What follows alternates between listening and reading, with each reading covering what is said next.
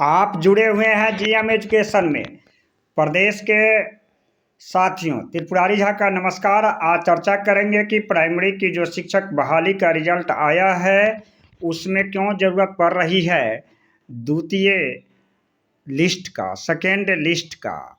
सबसे पहली बात है कि इसके जो कारण हैं उस पर चर्चा करेंगे कि एपीयरिंग कैंडिडेट को हम तीन समस्या से क्रॉस कर रहा है। या तो वह सीटीडी में कुछ फेल अभ्यर्थी हैं, दूसरा डीएलईडी में फेल हैं, और तीसरा बीपीएससी में पास हैं। ऐसे कैंडिडेट को स्टेट जब वेरिफिकेशन होगा तो उनको बहाली प्रक्रिया से किया जाएगा वंचित। और इस क्रम में जो एपीयरिंग कैंडिडेट है, ऐसा डाटा है लोगों का जो विभिन्न प्रदेश के साथियों से बात हो रही है उनसे के द्वारा 3-4 हज़ार ऐसे अभ्यर्थी है 3,000 के पास में जो बीपीएससी पास हैं और उनको किस डिफिशेंसी के कारण उनको बहाली की प्रक्रिया में शामिल नहीं किया जाएगा और उनके द्वारा सीट वैकेंट के कारण सेकेंड लिस्ट जारी होगी।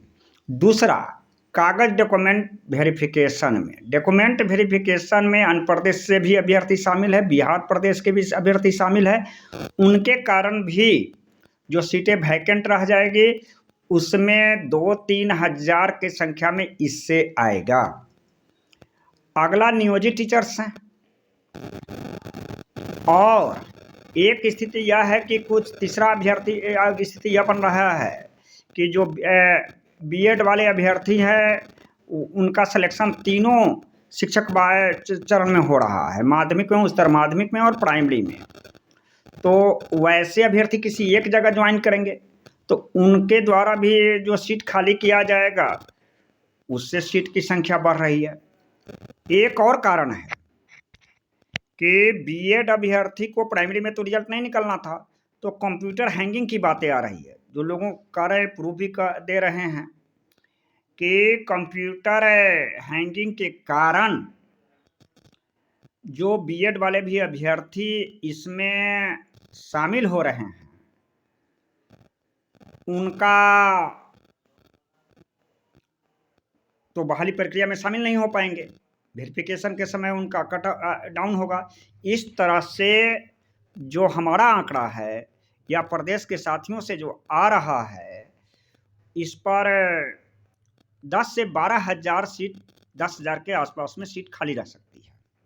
कुछ और सीटें हैं, आपने देखा कि 79,000 के सीट में केवल 62,000 के अभ्यर्थी का आया है रिजल्ट,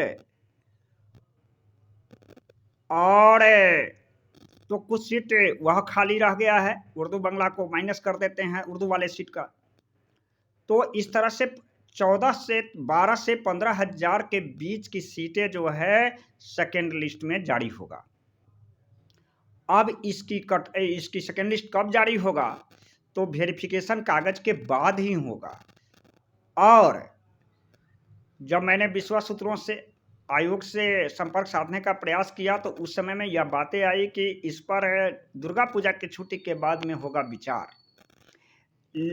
किस तरह से होगा। लेकिन सेकेंड लिस्ट जारी होगा, आयोग की पेपर के माध्यम से भी समाचार मिल रहा है आप लोगों को, और स्टेटमेंट ट्वीट पर भी आया है कि सेकेंड लिस्ट जारी होगा। लेकिन कब जारी होगा तो दुर्गा पूजा के छुट्टी के बाद होगी। एक और भी चर्चा है कि वेटिंग लिस्ट की भी होने जाएगी तैयारी, लेकिन सेकेंड लिस्ट के बाद में।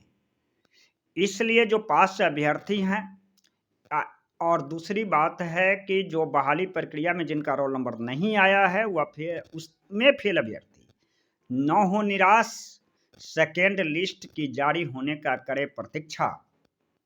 एक और सुनने में आया है कि कुछ अभ्यर्थी जो पास हैं, सीट खाली है, इसके प्रक्रिया में अपनी वेटिंग लिस्ट में शामिल होने के लिए न्यायालय का दरवाजा खटखटाने जा रहे हैं।